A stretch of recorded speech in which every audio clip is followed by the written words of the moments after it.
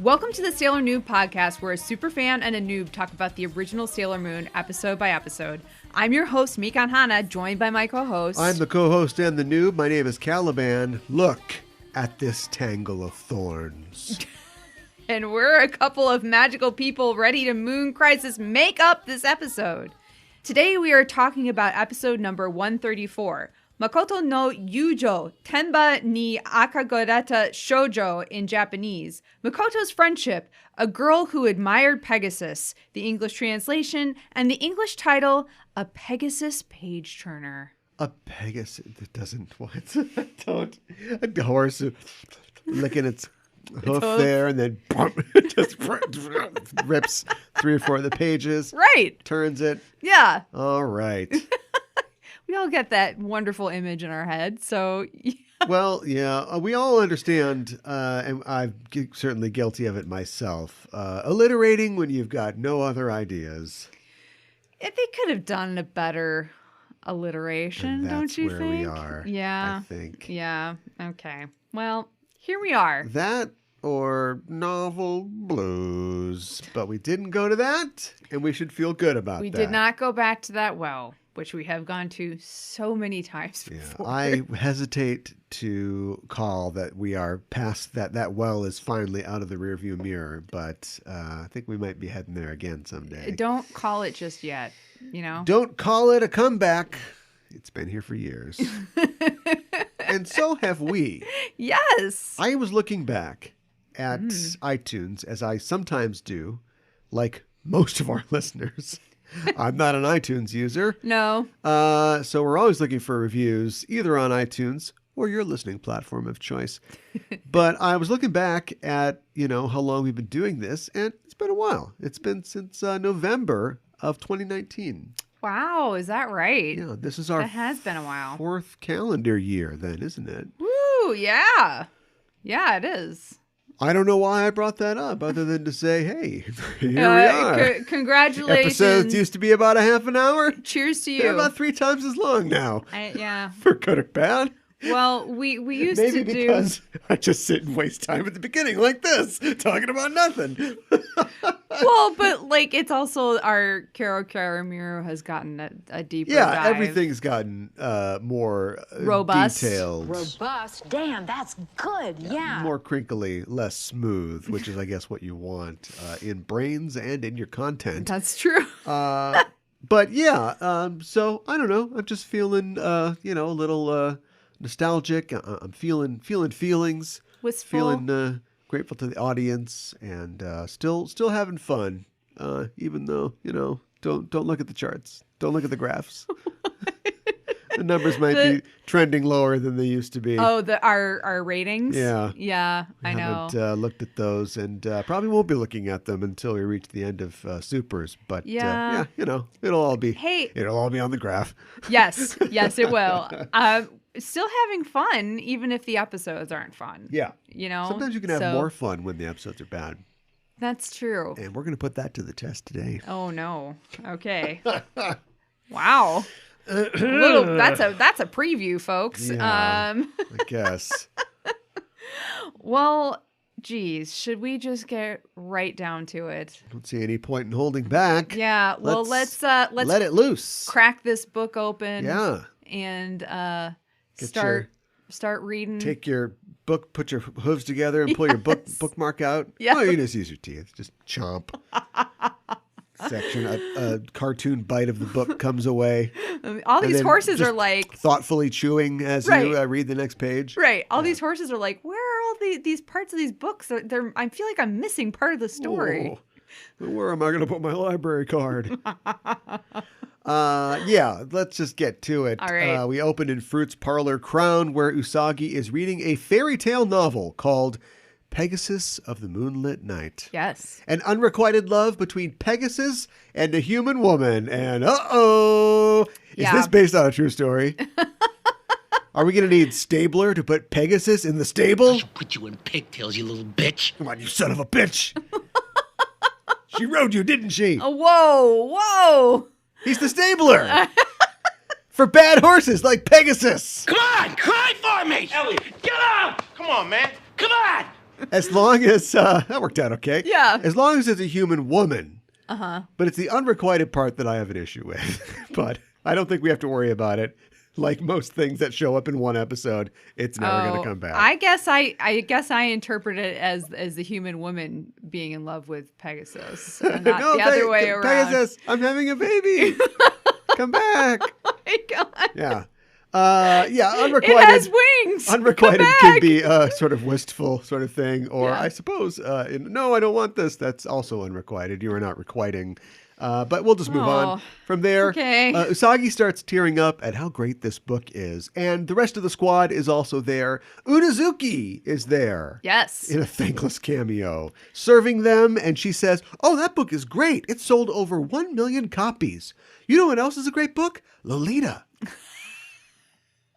You can always count on a murderer for a fancy prose style. Oh my goodness. Ray is like, wow, Usagi's more of a comic book girl usually. Is it about to snow soon? What? That's what she says. That's what she says. We watch way different translations because she did not. We'll get to that in a second. Right. But I just was like, is it a literal translation? Is that some kind of a adage or idiom in Japanese? We just talked about snow, so I was thinking I had snow on the brain, but you don't want that.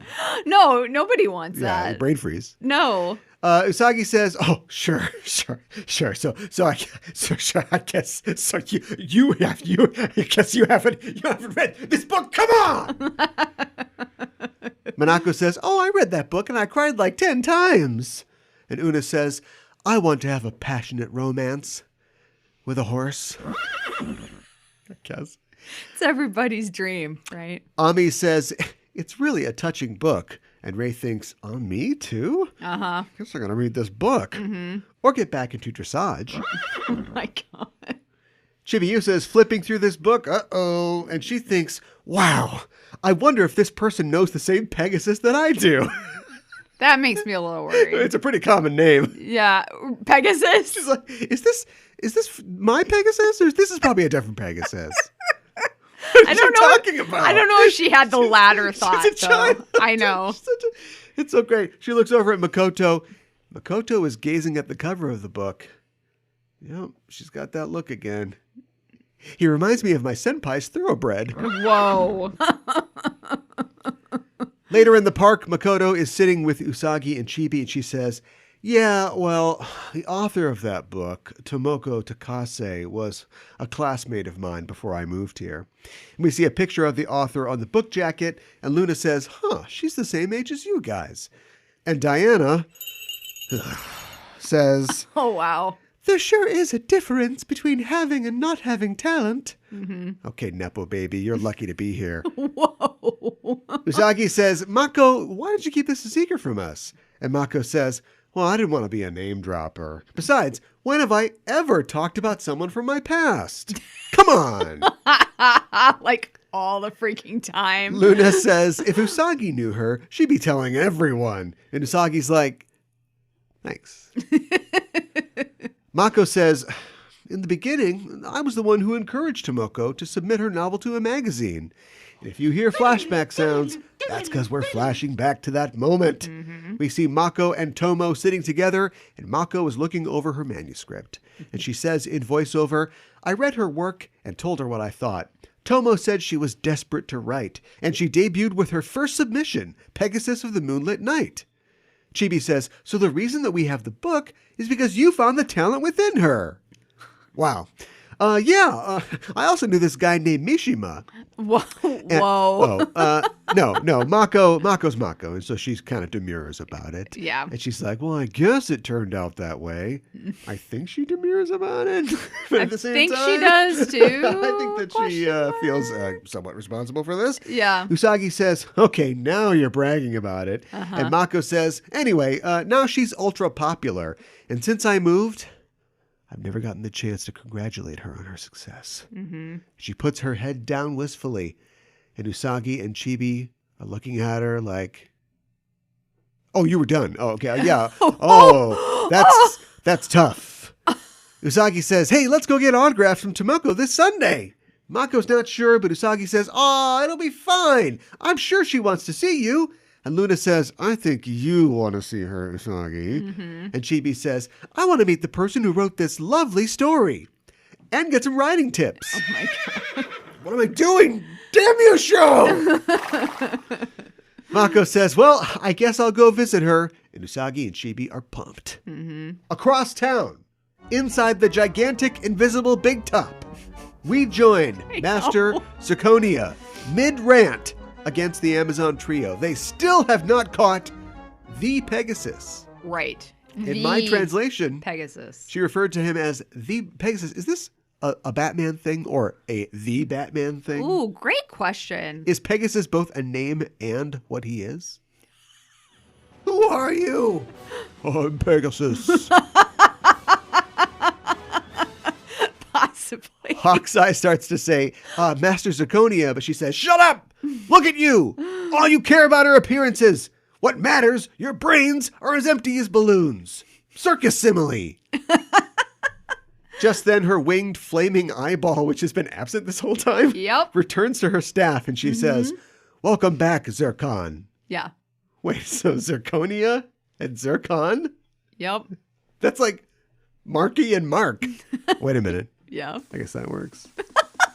Yeah, I guess it does. They're the Zirconia and the Zircon? Yeah.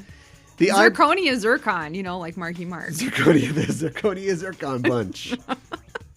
The eyeball beams a photo into Zirconia's hand. This is a weird show. Yep. And Zirconia throws the photo to the trio, saying, "Go after this girl this time." Tiger's Eye catches the photo, and sure enough, it's a picture of Tomoko. He says, "Oh, isn't this that popular author?" Yep. Tiger's a YA fan? Actually, that's so much worse. Hawk says, "I've read her book, and it cracked me up." Thanks, Hawks. And Fisheye says, "Oh, yeah. Especially the part where Pegasus sacrifices his life for the heroine. It's so stupid."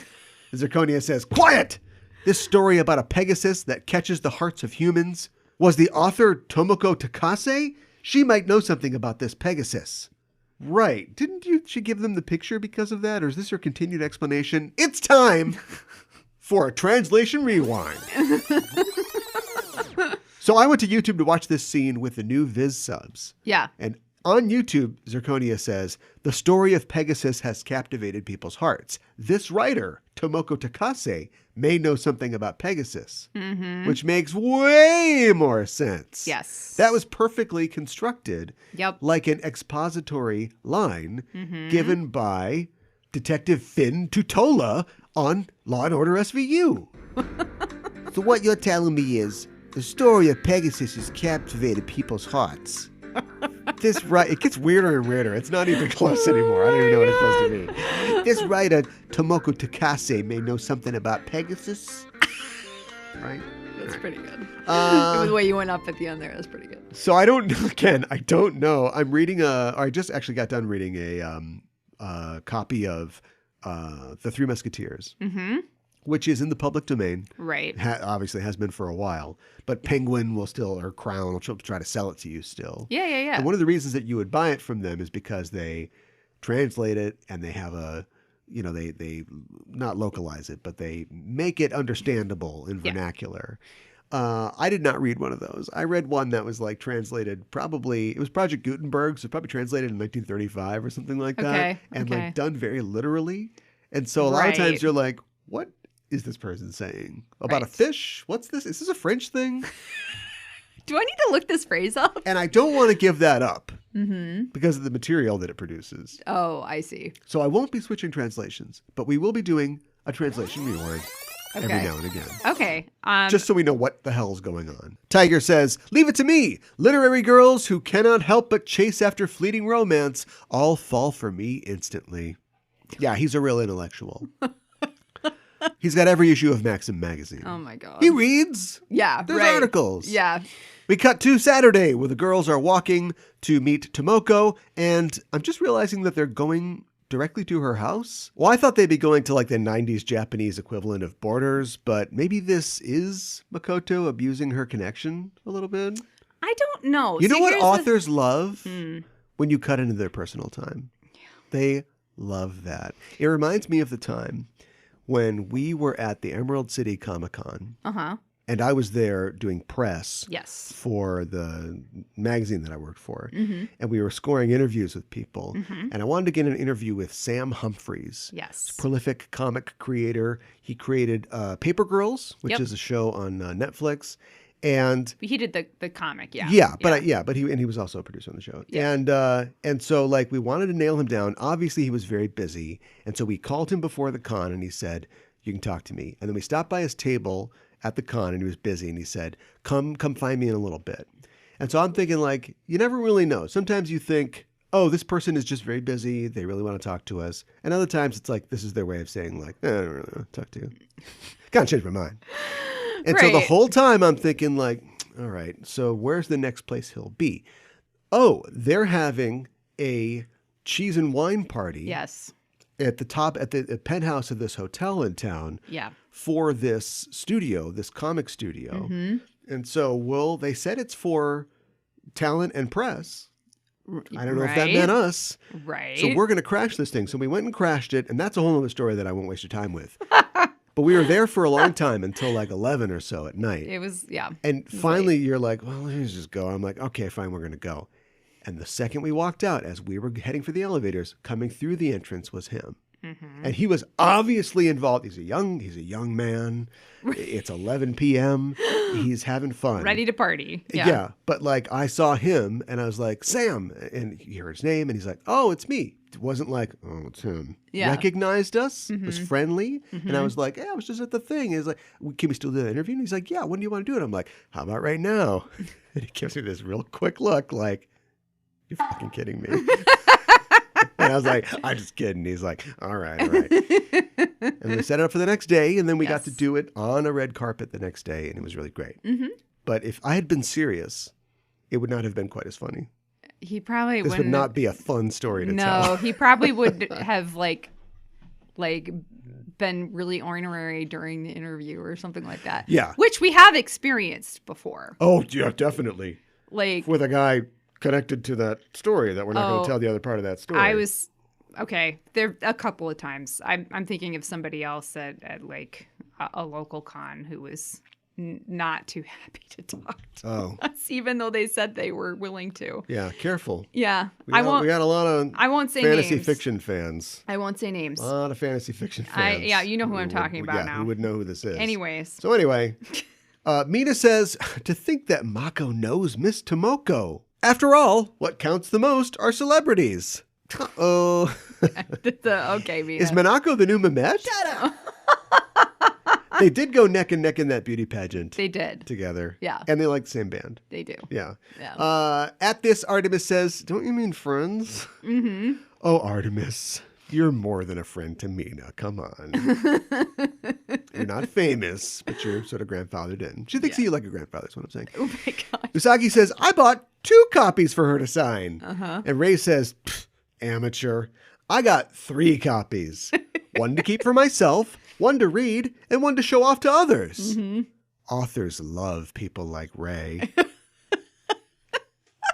Anyway, we know that Ray is a real otaku, and she knows to bag and board those babies, or the Overstreet plummets. Yeah, I know. Everybody else, though, is like, oh boy, nerds. Yep. Mako says, walking around here brings up memories, because I guess this is her old neighborhood. Yeah. 2 things. Yeah. Mm-hmm. I guess when you live in Tokyo, it's a huge city. Yep. So there might be entire neighborhoods that you don't get to often. Yes. You might have lived there. And 2, when you're a kid, because these are kids, yes, your world can be really small, even though it feels very big. Absolutely. Your neighborhood seems like your whole world. And later, when you're an adult, you'll drive past 5 neighborhoods to get to the store. Yes. So maybe there's a little of that going on. I think that there is. We keep hearing about how she's from somewhere else, and then it turns out they can walk there. It's just a little weird. It's just like, I feel so disconnected. Frank, how you doing? Yeah. Yeah. They might have taken the train, but yeah, I know. It's not that far away. Mako says, Tomoko's house is right around the corner, and she runs off giggling like a 6'1" schoolgirl.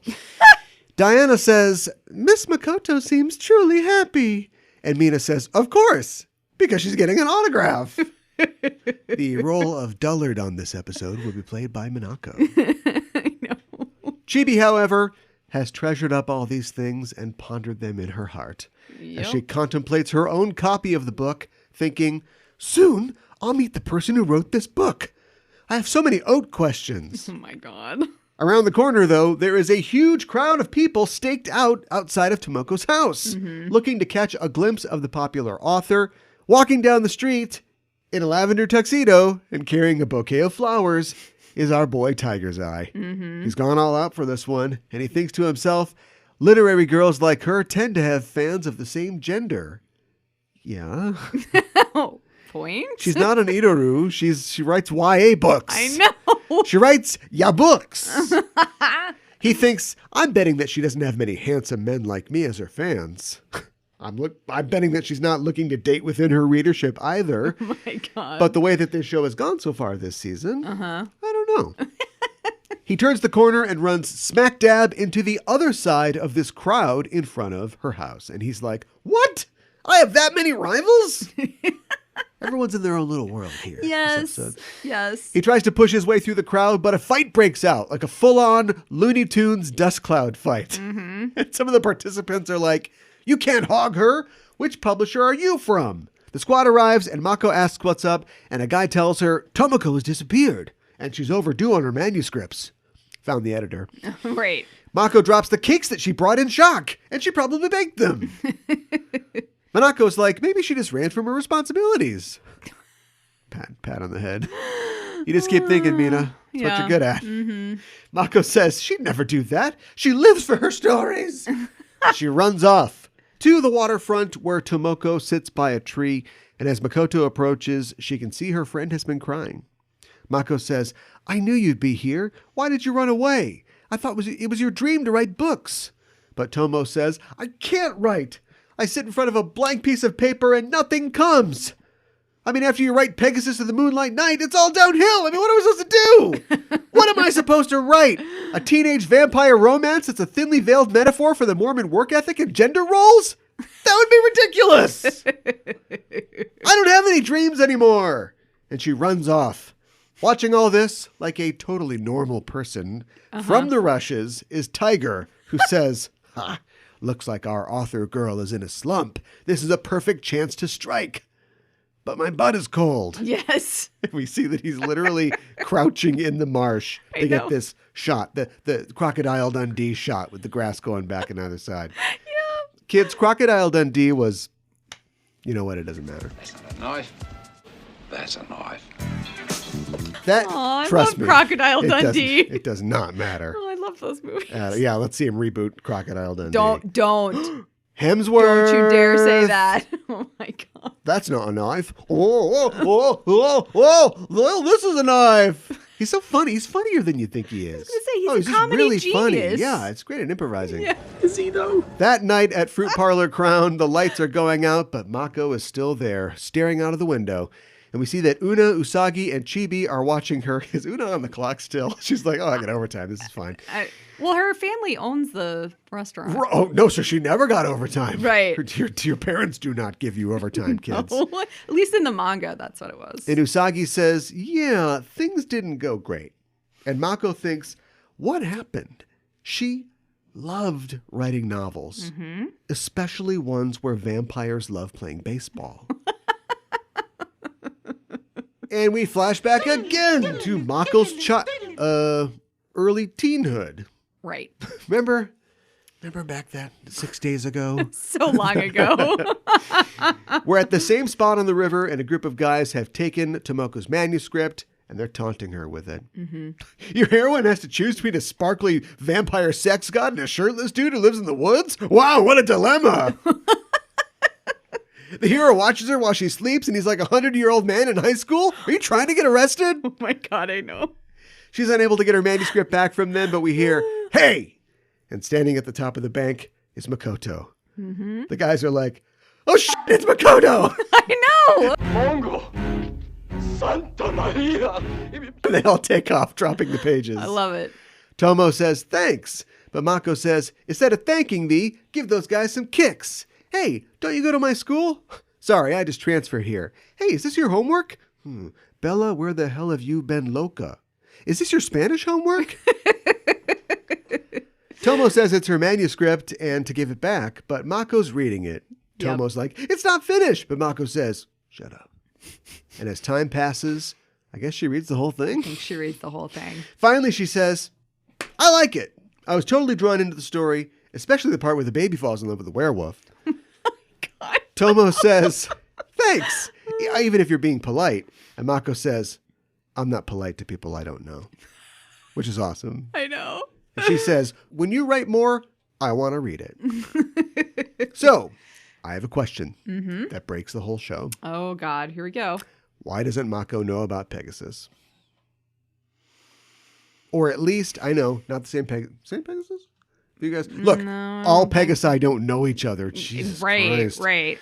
But when Chibi starts, wait, did we figure out that the girls do or don't know about Pegasus? They do. Yeah. Okay. So when Chibi starts talking about Pegasus, isn't she like, I had a friend that wrote a book about Pegasus. At least call her on the phone. Go, hey, long time, no time. I got a question for you. What happens if a little girl sees a Pegasus? Did you see a Pegasus when you were in school? Is that what happens? Do you I'm have to finding write sugar a book cubes about it? all over the house. Should I be worried? Right. Sleepless in Seattle. Great question. I mean, we learned at the beginning of this, right, that she hasn't talked to her in a really long time. Right. Just call her on the phone. Apparently you just live within walking distance. But I don't think it's been that long. Like you've established, they were clearly already teenagers, but although they are drawn a little different. Their bodies are drawn a little smaller. So Mako's got like a big head. She's got like a bobblehead. Right. It's like, oh, they're like in junior high. Right, or like right, sixth grade or something right. like that. Yeah. But like it's been a while, I guess, in teen years. But which emphasizes how they really just draw Mako like an anime lady, basically. Yep. Pretty much. The other girls are sort of like miniature anime ladies, and they all have the face marks, and I've already forgotten what those are called. Yeah, after I brilliantly tracked down what they were in the first place. I wrote it down somewhere. But Mako was just, she could be in any other anime. Just like, oh, I got to go to school. Sorry, guys. Sorry, Star Blazers. Going to school. Pretty much. Drop me off. I think she just feels bad that she, I think there's a lot of guilt that she didn't get in touch with her sooner. No, you're analyzing the episode, and I respect that. I am. But I want to know why Mako doesn't like go, Pegasus. She is not a child who's going to think, oh, I wonder if these Pegasi know each other. No. She's like, wait, Pegasus? Yes. Pegasus is Pegasus. That's what Pegasus always says. Baby, Pegasus is Pegasus.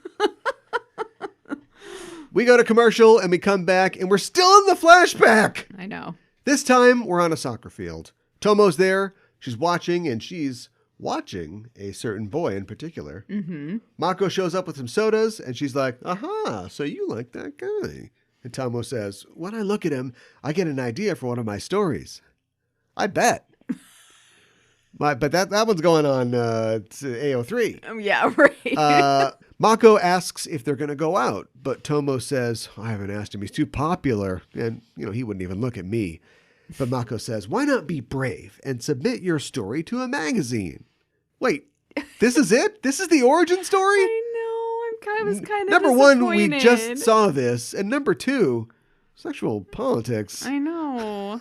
Get your story published, become famous, and he'll do you. Yeah, that part of the episode I didn't like. This whole... Chibi, your favorite book is rooted in lust. Yeah, right. I know that too. Tomo's like, is that something that I should do? And Mako's like, absolutely.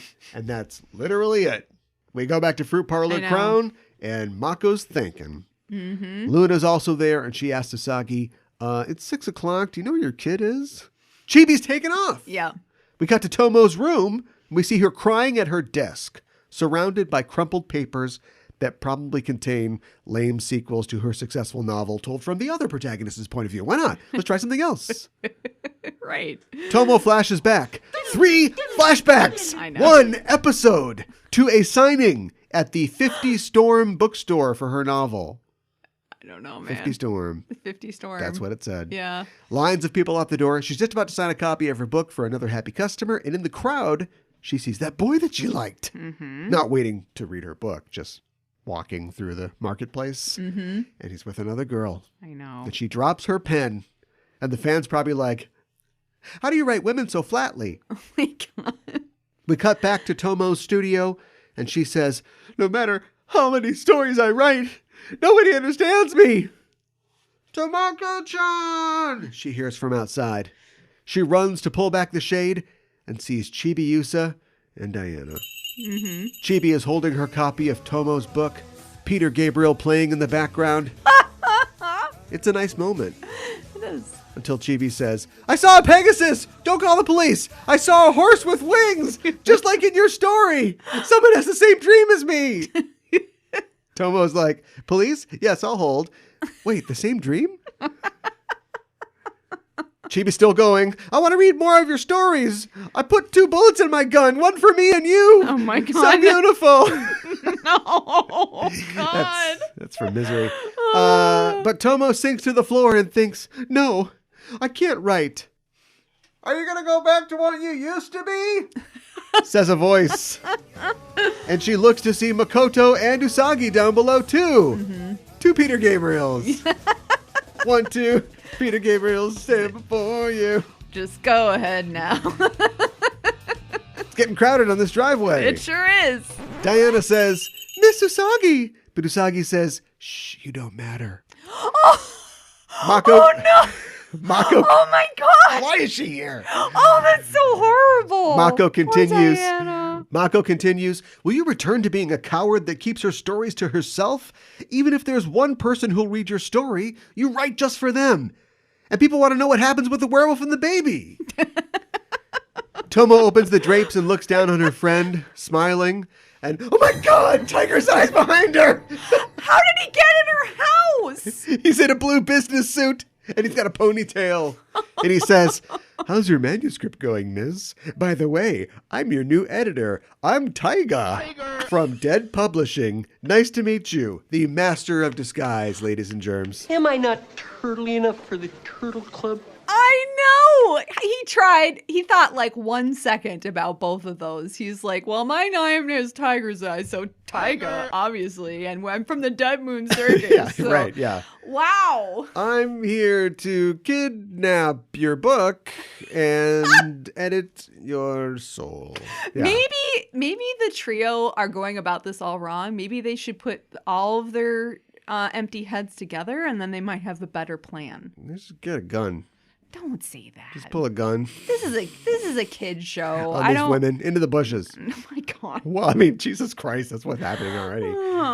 He's just got a whip and it rings of fire instead. Yeah, I know. He hands her his business card and she's like, and he says, you know, authors cooped up in their rooms tend to fall in love with their editors. With my flames of love, I'll charm your heart. He's done. He's already done. I know. He unfurled the shortest disguise ever. He unfurls and refurls, and he's in his circus gear. Tomo screams, and Mako immediately transforms, as do Usagi and Chibi. Tomo runs out on her balcony, but Tiger follows, saying, I'm sure you're just chock full of wonderful dreams. Just Get my nightmares. gross. I know. Something that James Gum would say. In 1, 2, 3, she's on the board, and her mirror is out. Tiger steps forward into a sparkling wide pressure, which he barely dodges. Jupiter, standing on the house gate, says, I won't let you lay one finger on Tomoko. And Sailor Moon, standing on the roof with Chibi, says, me too. They have to be just a little bit higher. You know? evil one, pretending to be an editor to eat up an author's dreams and change their clever punny article titles. Nothing personal here. In the name of the moon, I'll punish you.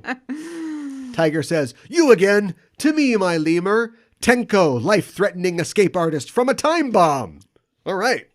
And out of his shadow come a bubbling green lady in a leotard with jacket and tails and a clock on her head. Yeah, and he says, yeah. take care of them. And Tenko flies up over the yard. She says, first, I tie them up in chains. And her spiky red hair becomes chains that restrain our heroes. Jupiter's Jupiter, so she immediately begins charging a shoe cream sundae. Yes. But Luna, who has just appeared, says, no, Jupiter, no kill. But too late. Jupiter electrocutes the 3 Senshi. Yes. Visible skeletons and all. It's nice to see her brashness actually backfire for once. It is. But you know that only happened so that they'd be incapacitated, as Tiger says, give me your dreams. and sticks his head into Tomo's mirror. Oh my God. Pegasus is not there, and Tiger says, "Geez, I came here on direct orders from Zirconia. I did not expect to not find Pegasus." 1 star. Tenko killed him. Tenko says, "Okay, set timer." And the clock on her head, which is a bomb, pops off and attaches itself to the Senshi's chains and starts ticking.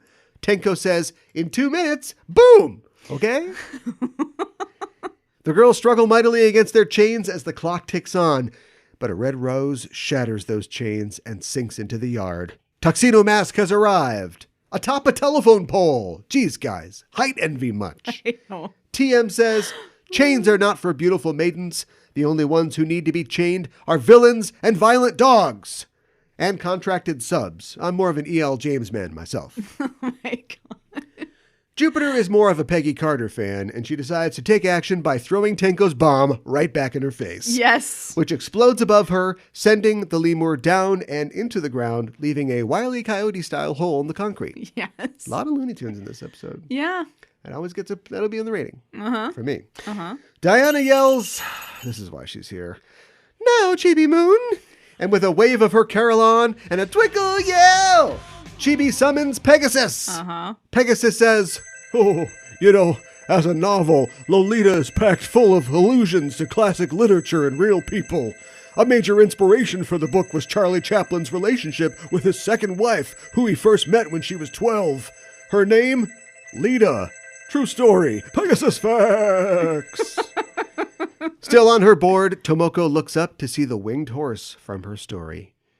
And she's like, "Is that the same Pegasus? Are they all the same? Do they have different names?" Oh my God. On the ground, Do they all know each other? Tenko attempts to climb out of her shaped hole, but a moon-gorgeous meditation causes her to stage out for the last time. Mm-hmm. Tiger, terrified, says, "I don't care anymore!" And he pieces out through a ring of fire. Later, Tomo, Mako, and Usagi and Chibi meet on the street. Tomo says, "I saw it! I saw a real Pegasus!" And everyone's like, But Tomo continues, "With such beautiful dreams, I can keep writing for a while. Not just for me, but for everyone." The girls turn to leave, but Tomo says, "Mako, if I write a new story, will you read it?" And Mako says, "Of course, I'm your first reader." And we cut to Tomo's studio, where we see a new manuscript for the sequel to Pegasus, Pegasus Fantasy. And it's dedicated to Makoto and everyone who has a dream. Yes. And it's going to have some weird stuff in it. Pegasus 2, all horned up. Oh, no. It's hard to get a sense. There's some big swings in this episode. Yeah. Make some big swings. Mm-hmm. And it's hard to get a sense of how famous she is. Do you know what I mean? She's got, I don't know, editors, illustrators. Yeah. Maybe the odd fan outside of her house. But like, this happens in America too. You've got like Stephen King, just the most famous author on the planet. Yeah. And then you've got Cameron Hurley, a successful sci-fi author who's written a couple books that we like, who could easily walk down the street, maybe even go to a con. And unless she sits behind the placard with her name on it on a panel, Sure. her fans might not know what she looks like. You know what I mean? Yes. So like it's hard to tell exactly how famous she's supposed to be. Well, when is the Moonlit Night Pegasus movie coming out? That's what I need to know. There you go. Yeah. We don't know in this episode, but we do know that they do say that she's the winner of the 35th Mebaru New Writer Award. Maybelline? Mebaru. Who said that? It was in my translation. It wasn't in mine. See, there you go. They made that up. I don't think so. We need a Japanese language script and Google Translate and a Japanese speaker to help us out. Now I've got questions. Okay. What's the funniest episode of Sailor Moon? It's definitely the one with Rhett Butler. So I'm going to watch. Yes.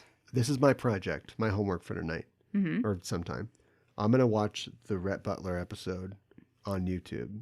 Okay. And if it's funny, maybe I will switch. Okay. All right. We switched this man's translation for the Viz translation on YouTube. Let's watch. Let's watch. Yeah, I guess I want to say real quick that like I watched it on YouTube and I didn't have any commercials the entire episode. They say that they're supposed to be commercials. They do. And I wonder if you continue watching, if they'll throw a commercial in or something maybe. like that. But I didn't see in a commercial the entire episode I watched. This is not both answering our question and not answering our question. Mm-hmm. So other people can see Pegasus, including not the Senshi. Yes. But we have another apparently. situation of she's groggy. Right. So she saw the thing, but she doesn't know she was saved by Sailor Moon. But then again, now take away the supernatural elements. What does she think happened? She was an old friend of hers. I don't know. An old friend of hers came to visit her. Yes. Then a pink-haired demon came with a extraneous cat came to visit her. Mm-hmm. Then a man got into her house and tied her up. Uh-huh. And then she woke up and all her friends were there, and she saw a flying horse. That's one thing I don't understand this entire series. The show has like what happens? Like people like pass out when they're attacked. And the show has succeeded at not explaining it for so long. They've that yada we just yada accept yada it now. Yeah. But it wasn't even a yada yada. It's just like they just don't address it until nobody talks about it. Right. And this happens in sci-fi. Like why don't, how come like if the Enterprise has fields that keep you from getting crushed when you're going 80 times the speed of light, how come, one guy shoots a laser at you and everybody gets thrown out of their chair? The field's not working then? I know. Yeah. I know. There's always stuff in any fandom, right? You think about it too long, it's like, oh, you don't pay attention to it. Don't pay attention to it. But it's almost like they brought attention to it with this episode because, like you were saying, she sees Pegasus. Yeah. But she, like, thinks it's a dream. But, like, honey, what did you think happened? Like, I gotta so get to a pen, get paper. I need paper. I know. Mako has the worst solo apps. Except for, Not watch out, all of Mako, them. the sexy lesbians are hungry, or whatever that one was.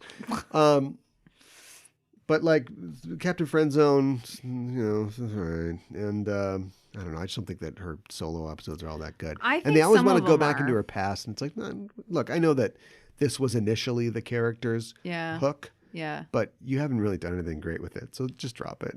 It doesn't matter. Like, I never thought that we would care about Minako's past outside of her being blown up in a warehouse in Soho. It's like, whoa. Yeah, this escalated fast. Exactly. But then they're like, oh, no, she used to play volleyball. And she had this friend who's like, hey, you on the volleyball team? Yeah. What's up, dude? I know. It's like, oh, this is an interesting, like, kind See, of wrinkle to I feel her like- story. She's digging and flipping. Minako has some of the best solo episodes. Yeah. She's the opposite of Makoto. I don't think it's just Makoto, though. I gotta say, some of the other... I like the one where Ami was like, oh, this girl they're turning all the senshi against her, and she's gonna, they're in the schoolhouse. Schoolhouse Rock? Yes, I know what you're talking about. The Yoma is hypnotizing her. Yes. It might have been a droid. To think that the senshi didn't like her, and so they were gonna like fight or something. Yeah, and I thought that was a good one for me. The Mako one last season was really bad when she was like training in the mountains. With the mountain ninjas. I think that's my least favorite solo Mako. Not great. One. I like that, like when they're talking about the book, like Rei is just like, okay, Usagi, whatever, Mina, and then like when Ami says that it's a good book, she's like, wait a minute. It's like, okay, like Studious Ami says this is a good book, then maybe I should actually pay attention, Rei is somebody who is. This is okay. So we agree that this is YA literature. Yes. Before there was a YA branding. Right. The Phantom Toll Booth, is that YA? And so I think Rei is a comic and a manga person. She's but definitely she's an anime not person. up Yeah. on- Comics. we are seeing the transformation of somebody from being like, I like reading Superman and Wonder Woman comics. And they're like, what's that? Harry Potter? I got to get on this Harry Potter thing. Right. This is going to stick around. Right. We're seeing her like shift, change rails in the fandoms here. And then she immediately goes like, well, obviously you buy 3 of them. I know that. She goes hard. You got to buy 3 of them. You put 1 in a safe and then you do the rest with the other things. I think it's really on brand though, because you remember in the anime episode, she like at first was like making fun of them. And then she brought like, I don't know, like a whole bag full of things for the animators to sign. So it's completely on brand. I got the impression, though, that she was one-upping them a little bit with that. Yes. So is it her fandom or is she a one-upper? Because... Can it be both? It can, but that's uninteresting and doesn't answer my question.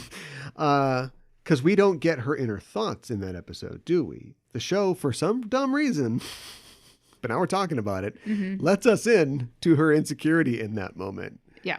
And I think that's endearing because it's all well and good to have a character who's very confident, and not every character that's confident has to be secretly insecure, but they do when they're a teenager. Yeah, I know, right? It makes her so much fun. If she's just some crab ass, it's always crabby about everything. That's the one thing that I don't like, and it's the only thing I don't like about Rei in the live action show.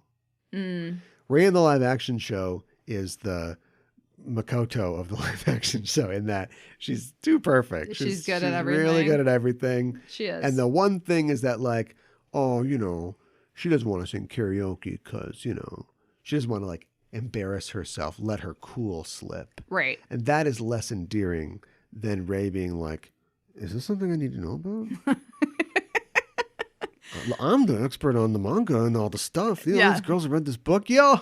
And I've never even heard of it. Oh, yeah, that book. Well, it's a book. I gotta read this book. I know. Yes, that's exactly it.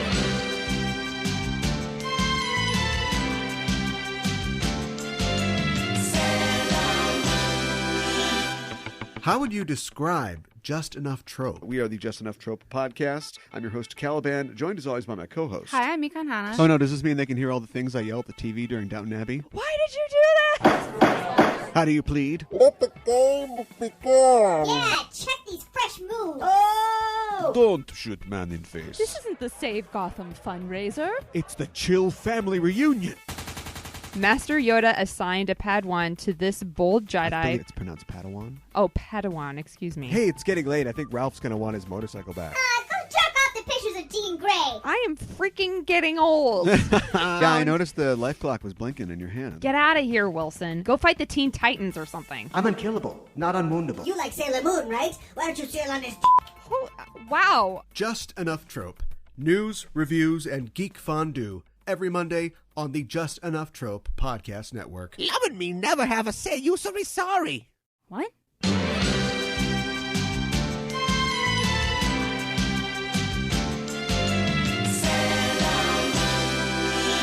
Today for Kuro Kuro Miru, or Curiously Looking Around, where we talk about elements of Japanese culture within the episode, we're going to be talking about modern female Japanese novelists. Ooh. Yes. Nice. Yes. Do they have the host? Do they have a indulgent? What is it? Incontinent. I don't know. I'm sure they do. Insurgent. I don't know what you're talking about. Defiant? I know what you're talking about now, and why can't I think of them? Indigenous. No. Indigent. No. Divergent? Divergent. Yeah, right? Yeah, Dad. Okay, sorry. Oh my I God. had a really senior moment there. No, you're fine. More like a junior moment. A junior moment? Yeah. I like that. Not quite a senior. Right, exactly. Hold on. Clip that out. Hold on to that. Oh my God. I do have a brief content warning. So we will be at least touching on... There will be Pegasi in this. No. We will be at least touching upon suicide, eating disorders, abuse, pedophilia, and murder. Although some of it is like in the fiction, but I'm giving you a heads up. So I know. Japanese pulp novelists? No. I'm sure that the Twilight books are really popular in Japan, or at least were. But so one thing Mr. Sparkle. Right. Mr. Sparkle. Join me or die, Spider Monkey. Can you do anything else? I wanted to look into if there was an equivalent to a new author, new writers award in Japan. And there is. There's a couple of them, but one of the most prestigious, well-known prizes is the Akutagawa Prize. And it is for a Japanese literary award. It's presented biannually to a new and or rising author of fiction for a particular work, which can consist of a collection of short stories, a novella, or a novel. The winners receive a pocket watch and a cash award of 1 million yen, or around 7,400 US dollars, as well as a lot of media attention, which in turn boosts the sales of their books. In 2004, while a second-year student at Waseda University, Risa Wataya received the Akutagawa Prize for her short novel, Karetai Senaka, I Want to Kick You in the Back, is how it translates. At 19 years old, Wataya became the youngest person and only the third student to win the award. I Want to Kick You in the Back follows a girl in her first year of high school who struggles to relate to her classmates. She begins to have a love-hate relationship with a male loner in her class who is obsessed with a model/pop idol, but shows no romantic interest in anyone else. Okay. And so she has like this kind of strange feeling, like she's not sure if she likes this kid or she just wants to kick him in the back. Yeah. All right. Yeah. This is a Netflix show. I can see this. Right? Right? Yeah. Mary Elizabeth Winstead, a little too old now, but would have been in this back Right. in the day. Sure. Exactly. So she was 19 when she won that award, and I Want to Kick You in the Back was not the first work that she had won an award for, a literary award for. When she was only 17, she told her parents that she was working on her university entrance exams, but she was actually writing her first novella, Insutaru, or Install. And Install won the 38th Bungei Prize in 2001. And Install's synopsis follows a, quote, troubled high school girls' experiences with the erotic world of adults through internet chat rooms. Ding dong. Yeah. Oh, boy. Yeah. And that was her first work. So wait, you weren't studying this whole time? What were you doing? Yeah. More bad news. Yeah. I was writing an erotic novel about Channing. Yeah. Well, how'd you get the research? There's actually 3 bits of bad news. I know, right? I was in chat rooms. I know. How else do you... Yeah, exactly. Yeah. Wataya's early work focused on strong female protagonists in high school settings, while her writing addresses gender and youth sexuality. Media coverage tended to portray Wataya as more conservative than Hitomi Kanehara, her contemporary and co-winner of the 130th Akutagawa Prize. Huh. So sometimes with this particular prize, there can be more than one winner, picked at the same time. And that's what happened here. So Hitomi Kanehara wrote her first novel, Hebi ni Piasu, or Snakes and Earrings, at the age of 21. And that's what she won the prize for. The novel won the Shosetsu Subaru Literary Prize, the Akutagawa Prize, and became a Japanese bestseller, going on to sell more than 1 million copies. Okay, wow. Kanehara was the second youngest to win the Akutagawa Prize after Wataya. So they won it the same year and were automatically the 2 youngest ones. So before them, the youngest person to win it was 23 and was male. So just kind of interesting that happened the same year. What's you don't know. What's the median age of winners? So can you win it if you're really old? You can, because all that it is for is that you are a new writer. Sure. Or that basically this is one of your first works. So you could be an older person and be a new writer, you know? Yeah. And according to the Wikipedia page, there was somebody who won who was like 76 when they won. Oh, wow. So they were on the other end of the spectrum. Huh. So yeah, it's a really wide range. And most people are probably somewhere in the middle. But these are kind of the extremes. Novels about World War II. I know, right? About how this soup isn't hot enough. Yeah. we dug around in garbage cans and we liked it. Dug around in garbage cans. We dug like there was no tomorrow. Oh my God. Snakes and Earrings follows Louis, a young woman in Tokyo whose fascination with body modification and sadomasochistic sexual experiences. Okay. Sexual experiences drives her to make increasingly dangerous personal choices. Are all of these going to be like ooky, spooky counterculture type things?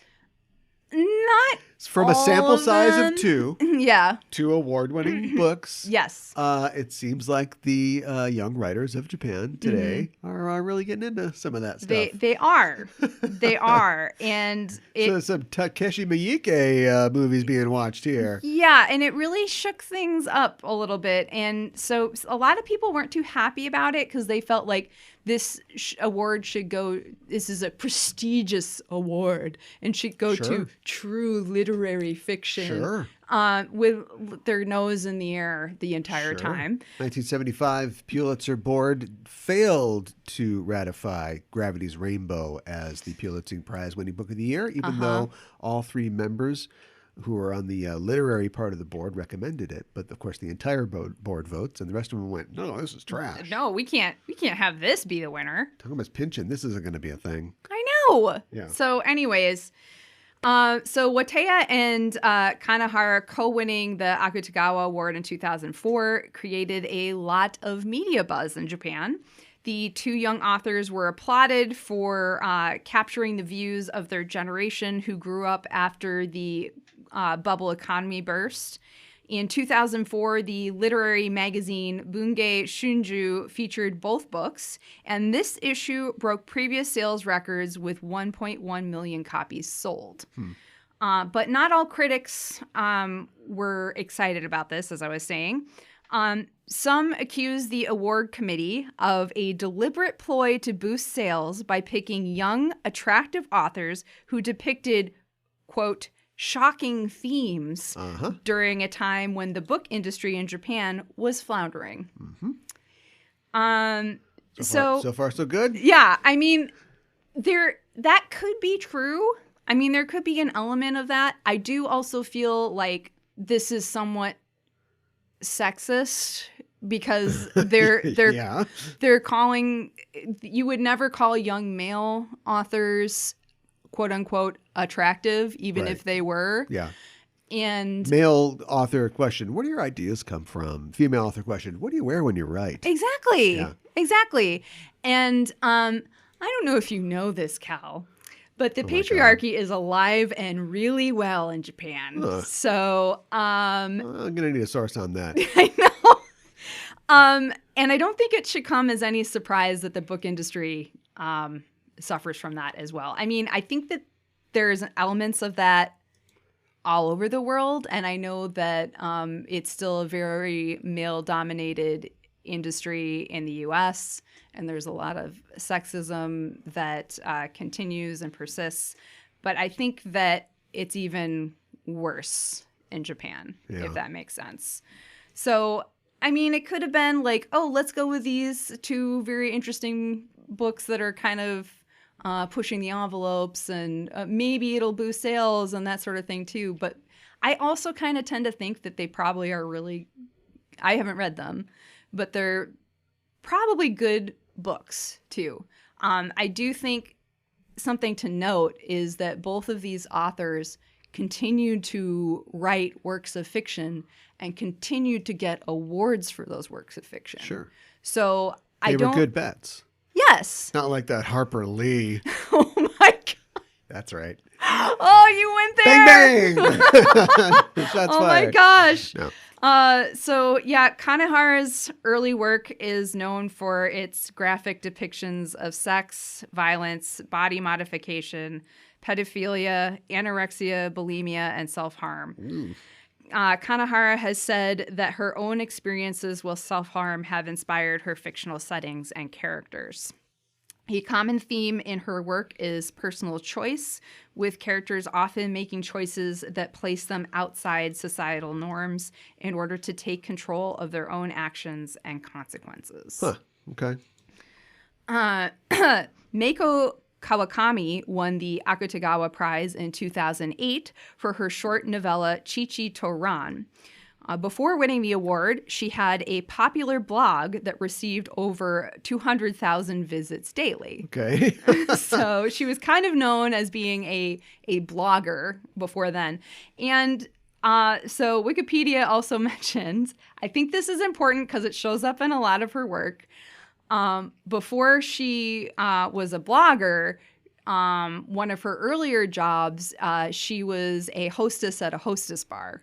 Okay, sure. In Japan. So, and I guess, do I need to explain that to listeners who might not know who that is, what that is? Yeah. It's like, it's a bar in Japan, and the hostesses are young, attractive women, and they basically are there to have conversations with guests, largely male guests, and they buy the hostesses drinks and that sort of thing, and they basically are there to interact with them, but that's it, if that makes sense. Most of the time. Yeah. Is there Do you want to add anything? It's like Hooters. No. It's, I mean, if you went to a club and ordered a $5,000 bottle of champagne, I'm sure somebody comes with it, right? Well, you can get like, people to hang out with you for money. Sure. in Yes, places. absolutely. Here's what I want to know. This is ripe for a reverse Uno card. Are there any male host clubs? Yes, there are host clubs. Oh, neat. Absolutely. Okay. Yeah, 100%. Oh, well, put it on the list for there, Kiro Miro. There are there's a manga and there are mangas and animes that are about host clubs too. All right, but that's fiction. Yeah, but they do exist. Oh, okay. Yeah. Are there male soaplands? That I don't know. Kiro Miro. Yeah, I don't know the answer to that one. In 2019, Kawakami published the two-part novel Natsu Monogatari, or Summer Stories. The first half of the novel is a completely rewritten version of Chichi to Ran, which is what she won the Akutagawa Prize for. And the second half is a continuation of the narrative, which is considered a sequel to the original novella, and uses the same characters and settings. So it's like she made it like a two-part novel, if that makes sense. Yeah. Natsu Monogatari was translated into English in 2022, and the entire new volume was translated an English title, which was, how do I put this? Her original title for the novella was Chichi to Ran, which pretty much translates into English as the English title of this two-part book, which is Breasts and Eggs. Alrighty. Yes. Breasts and Eggs is an internationally best-selling novel, a New York Times Notable Book of the Year for 2020, and one of Time's best 10 books of 2020. The book has been called a feminist masterpiece, and Kawakami a feminist icon. Breasts and Eggs follows three women who confront the repressive and patriarchal way of life in Japan as they struggle to accept themselves and their bodies. Makiko is a 30-something hostess at a hostess bar and has come to Tokyo to look for affordable breast enhancement. She has brought her adolescent daughter with her, who will only communicate through writing. She does not talk. Oh boy. The second part of the novel happens 10 years later and follows Makiko's younger sister, Natsu, who is 40, single, and thinking about whether to do artificial insemination or to possibly be alone and childless the rest of her life. You got the breasts, you got the eggs. You got, exactly. So, yeah, it's, honestly, I'm intrigued by it, and I think it would be a good story to read. And it sounds like, and this is a good thing, I think, but it sounds like it is, three stories or three authors who are delving into, the female experience. Yes. Which is great. I think that's another reason. Nobody wants Murakami to write about male's experience. If he's going to write, so it's like an alternate universe, but it's kind of like our universe, but there's cowboys in it or something. People are like, weird, give it to me. Yes. And he's allowed to do that because he's a famous male author. And I feel like if a woman wanted to write, it's about a private eye, but they're in a cyberpunk. But what about the eggs and the boobs, though? Give us that.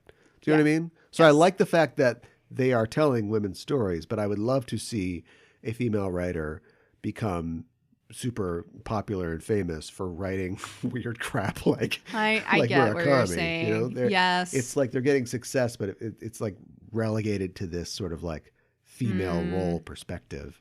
That's really interesting because I guess when I was... So as a guy way across the ocean, who hasn't read these books. I guess when I was looking into these authors, the way that I interpreted it is they were, because I feel like in a lot of ways, women are way more restricted in Japan and expressing themselves, period, than they are over here. I just felt like they were really pushing back. And I think that they made a lot of men in the literary world incredibly uncomfortable. Oh, sure. Yeah. And a lot of them didn't like what they were writing, and they don't want to think about women being sexual at all and that sort of thing. Yeah, and that's important, and I laud that. But like, I understand what you're saying. Yeah, and I mean, and it already exists. I'm more familiar with manga than the world of like Japanese books. But I mean, obviously Naoko Takeuchi, and Nishitani, all the ladies from Clamp. Like there are definitely people like that. I just think that any old Japanese author can write whatever weird crap he wants to. It has to be about being a father, or something like that. Right. No, I get what you're saying. So Kawakami's writing is known for its poetic qualities and its insights into the female body, ethical questions, and the dilemmas of modern society. Her writing often uses Osaka Ben, a distinctive Japanese dialect spoken in Osaka and surrounding cities. So, she's from that area. So that's why she uses a lot of Osaka Ben. That's where the eggs go, into the okonomiyaki. Yeah. And I do know, too, that she also is a favorite of Haruki Murakami's. He really likes her, and he thinks that she is kind of the future of younger authors and stuff like that. Nice.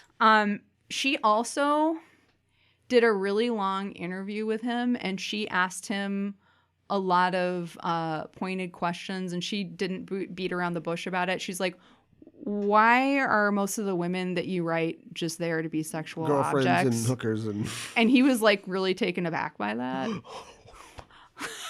When I agreed to this interview, I did not expect to be confronted with the paucity of three-dimensional female characters in my writing. I know. But she actually took a lot of their interview session together and compiled that into a book as well. So, yeah. So now we have the fourth author, and I have included her because she's one of my personal favorites, Natsuo Kirino. Natsuo Kirino is most famous for her 1997 novel Out, which received the Mystery Writers of Japan Award, as well as Japan's Top Mystery Award, and the English translation was a finalist for the 2004 Edgar Award, as in Edgar Allan Poe. Right. Out it's one of my favorite books, but here is the synopsis. It follows 4 women who work in the third shift at a Japanese bento factory.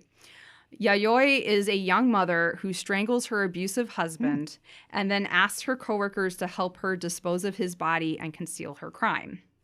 The story takes turns being told from all 4 women's perspectives. And it's really, really fascinating. They all of these women have different, things going on in their lives. None of them it's easy. One of them is dealing with a loan shark, and it all gets tangled up into this huge thing. But it's really, really good.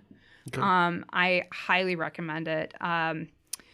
Kirino's novel Real World describes the lives of 4 teenage girls and how they deal with a teenage boy who goes on the run after being accused of murdering his mother.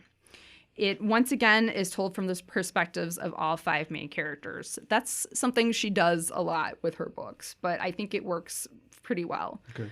Kirino's work is reminiscent of American hard-boiled detective stories, but her use of multiple narratives and perspectives provides, quote, no authoritative master narrative that finally reassures the reader who of the many voices is the one to trust. Nice. Yeah.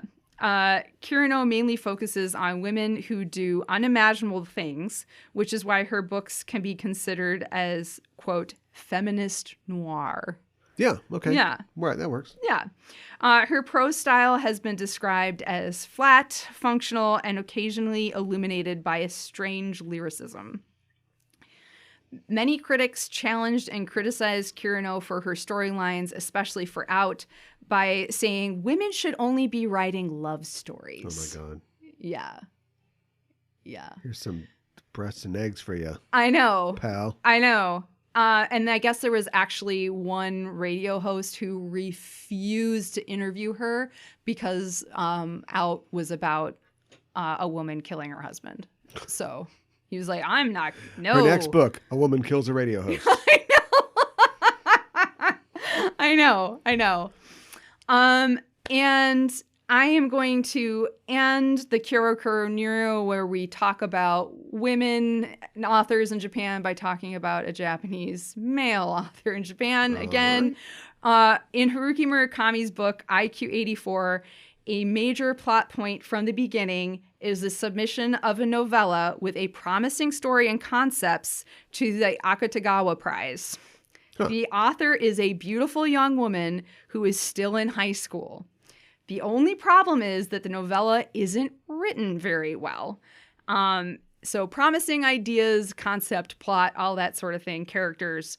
An editor proposes a plan to another writer. Ghostwrite the novella, and if it wins, the 3 parties can split the winnings and the sales proceeds. Is this a criticism by Murakami of the Akutagawa Prize and the whole system? Some people have thought it was a criticism. He never actually won it, although he's won plenty of other prizes. And I'm sorry, I'm too successful to win your award. I don't think that that's what it is. I don't know. I think maybe it might just, I guess I don't know. It could be a criticism, or it's like maybe he's looking at what it was criticized for at the time and seeing like, how could this be exploited but the at character the extreme?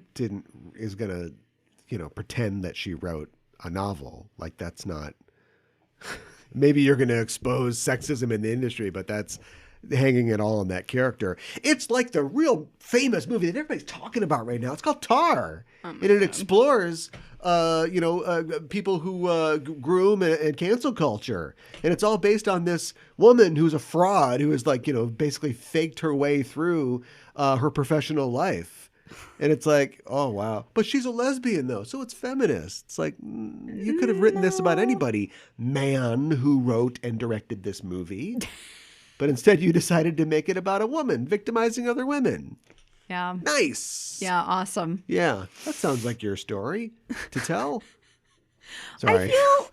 I'm stuck on Tar. Yeah. I feel like we're being more conscious now as of people who consume media of like whether or not it's somebody's story to tell or not. I guess there's a movie that came out recently that people were talking about because nothing else was out. And now they're not talking about it anymore. And it was called Barbarian.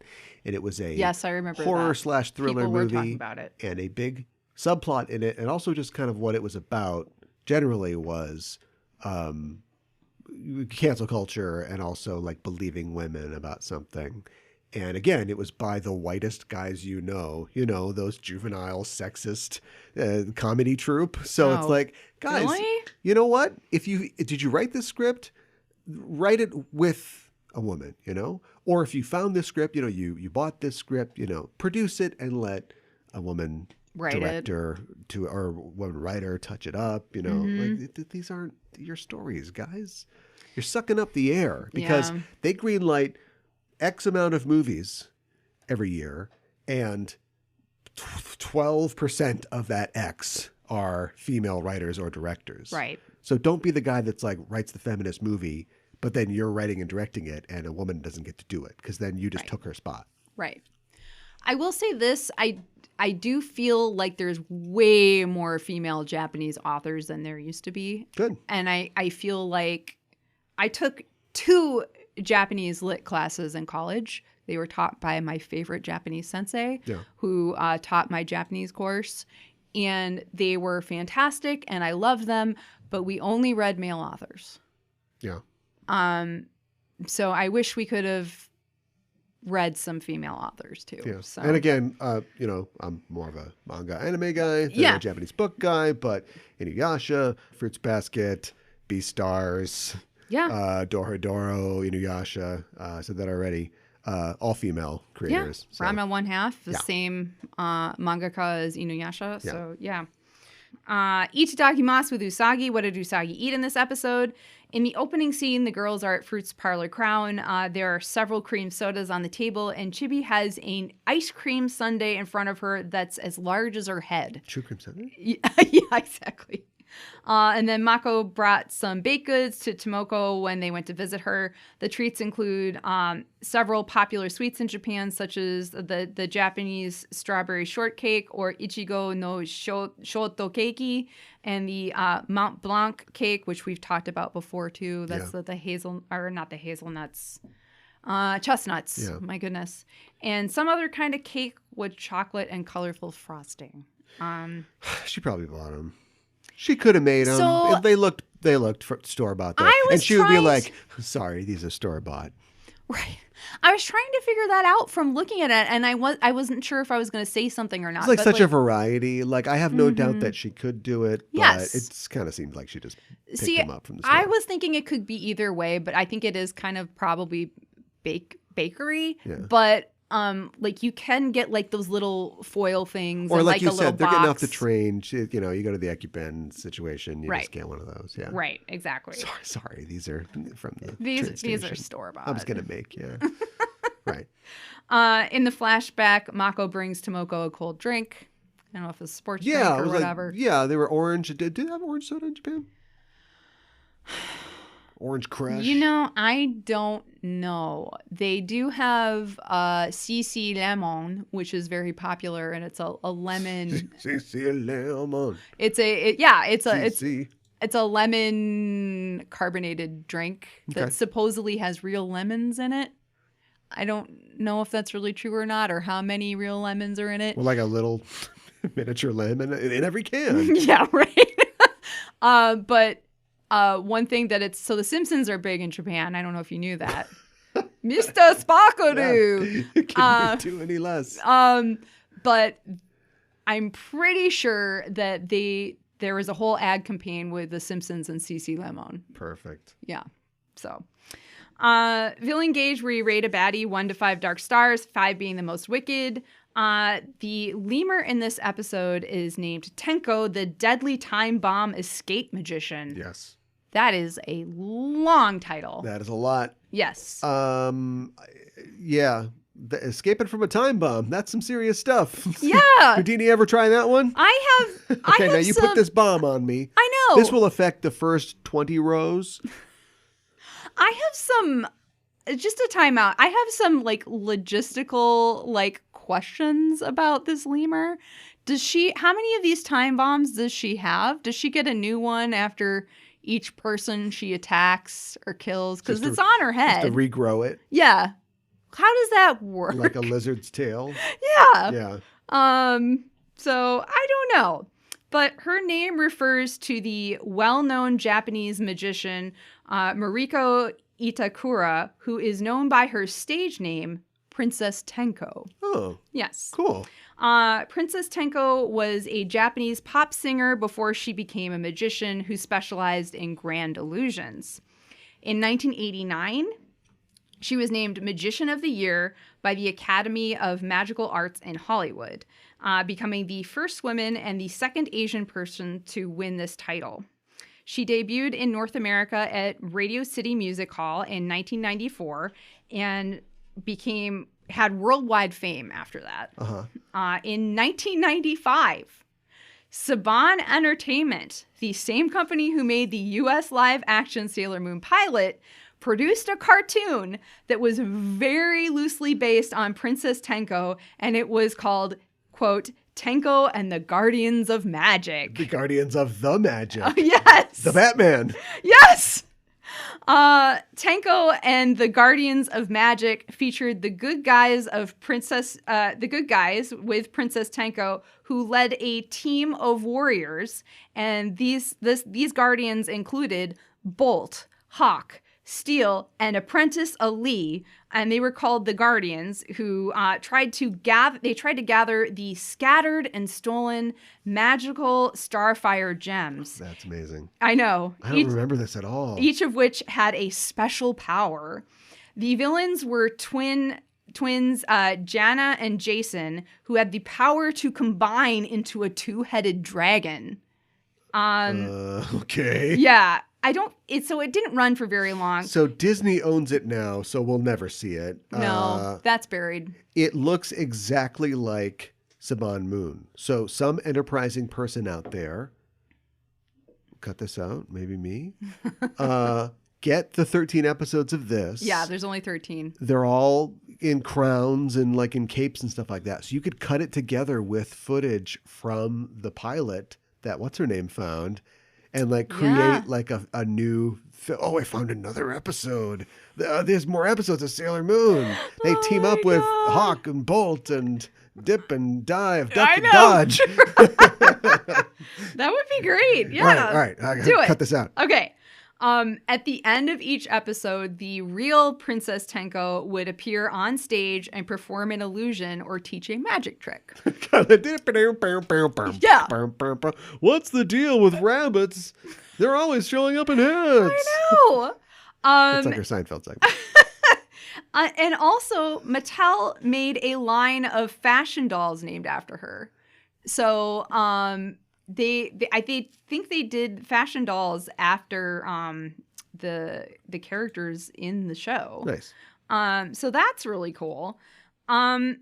So later on, in the 90s, there was some controversy around Princess Tenko because she visited North Korea. Oh, well, whatever. A couple of times.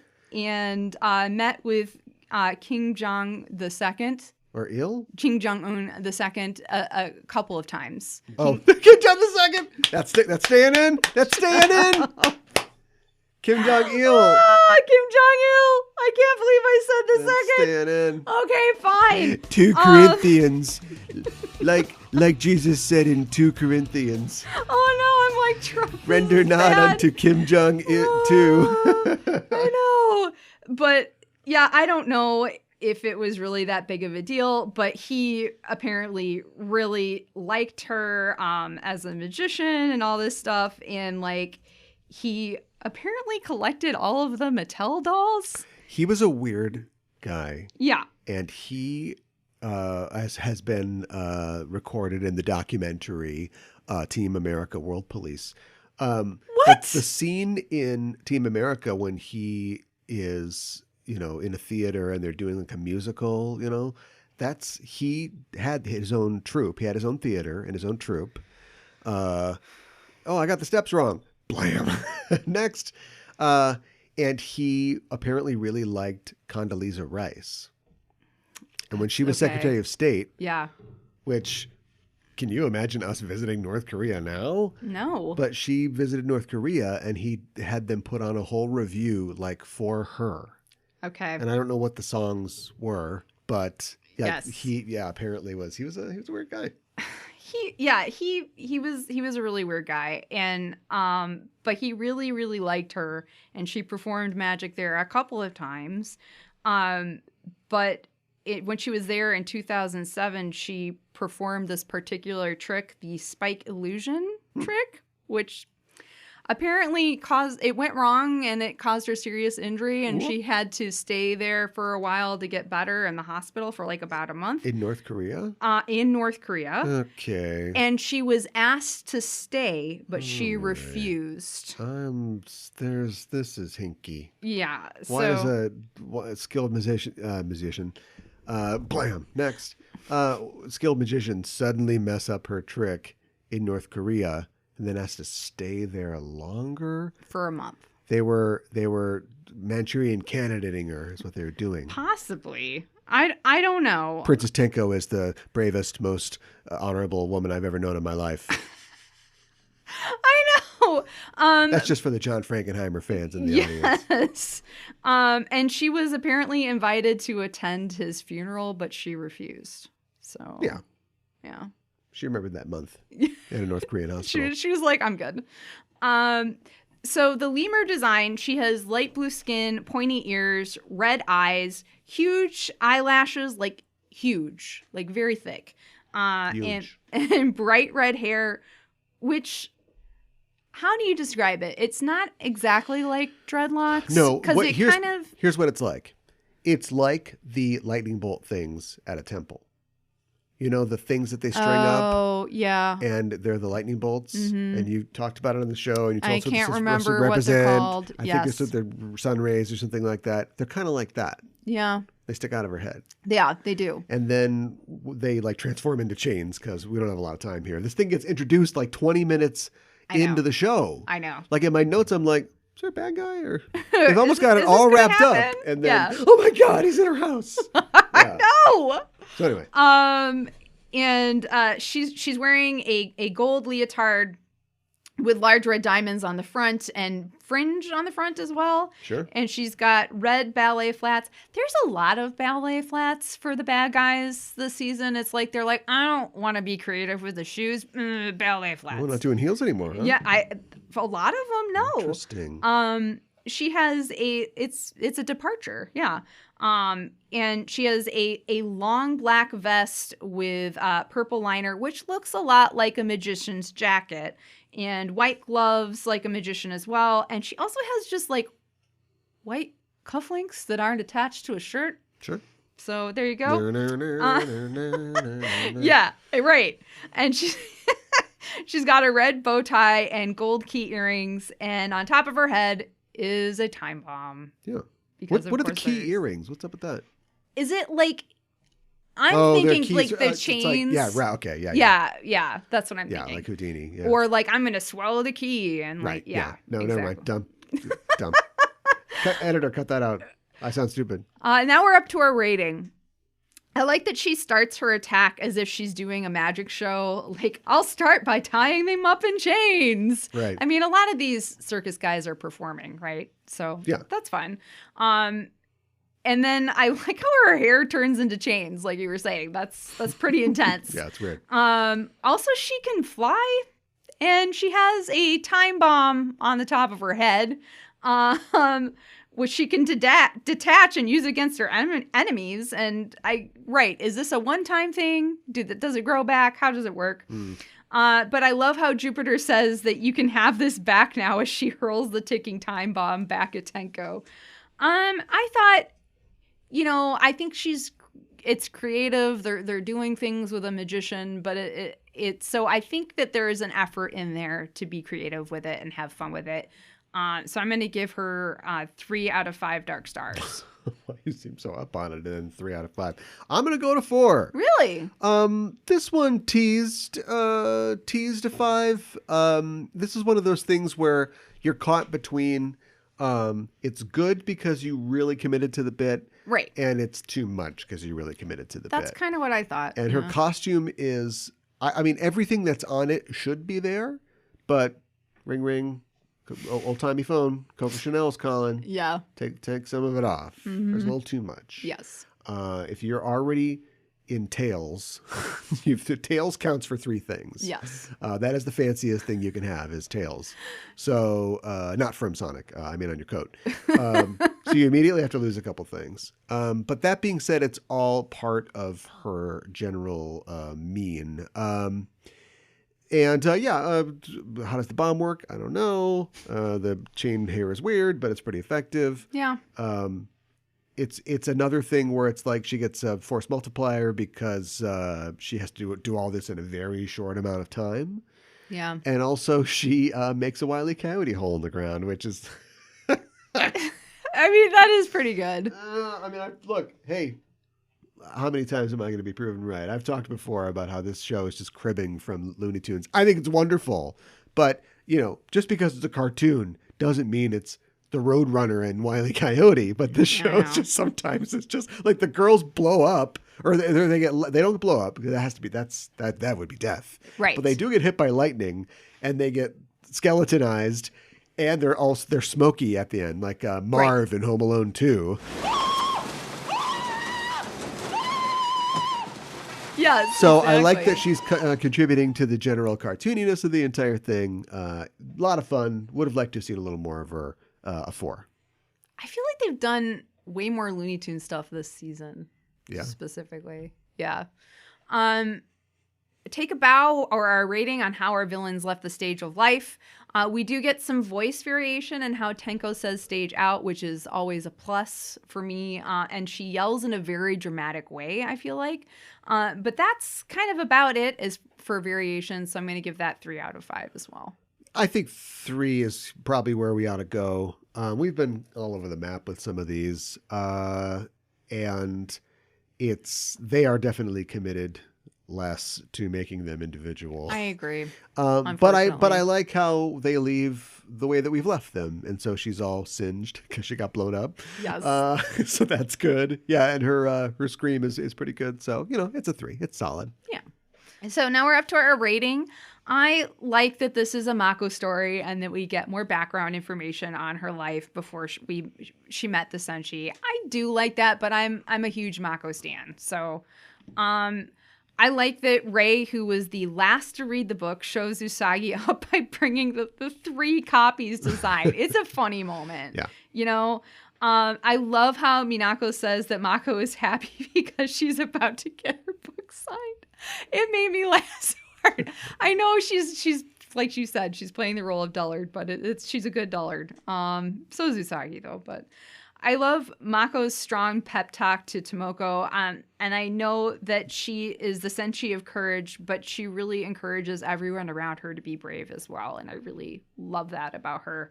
I love how Jupiter's first thought is always to use her thunder power, but it was really funny when she accidentally shocked everyone, and like you said, it actually backpowered.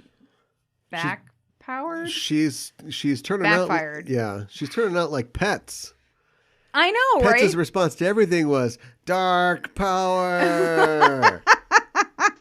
Ma'am, you don't have exact change. Dark power. No. Oh, I know. It's true. Broken nail. Dark power. Well, and like Jupiter, remember, like they'd run into a wall and she'd like just do her power. That was her answer to everything. So it's like, yeah, okay, that's still her answer. Is it Dark Thunder? It's Dark Thunder.